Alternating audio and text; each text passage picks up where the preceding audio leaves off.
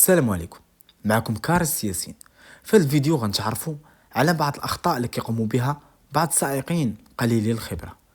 هاد السائق خدام وسط شارع، يعني كاينين المارات السيارات والدراجات. هاد السائق ما واخدش الحذر منهم، غادي رافع شوكة في الوسط وزائد كيتكلم مع شخص وغادي سايق، يعني ما على بالوش وبقلة التركيز ما ردش البال ان السياره جايه، اللي خلاه يدخل فيها ويسبب في هذا الحادث المروع.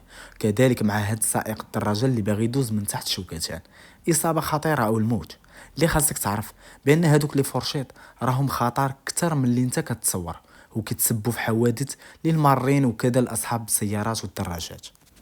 الاخطاء اللي وقع فيهم هاد الكارست: كيتكلم وهو سايق، يعني خاصو يوقف ويفهم من داك الشخص شنو كيقول وشنو باغي، ووضح معاه الصوره، يعني ما تصوبش وانت كتهضر، راه كينقص التركيز.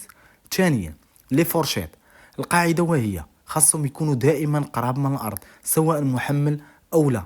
هبطهم قراب من الارض ب 20 سنتيم وانت غادي في وسط الطريق، ورد البال مزيان مع الماره. ولا حبستي الخدمه، واجب عليك تسطحهم مع الارض لتجنب اي ضرر. انت كسائق رافع شوكيه، اهم حاجه ترد ليه البال وهي لي فورشيت، حيت راه كيتسببوا في كوارث ماشي غير في حوادث. كنتمنى تكون وصلت المعلومه وتكون استفدتي.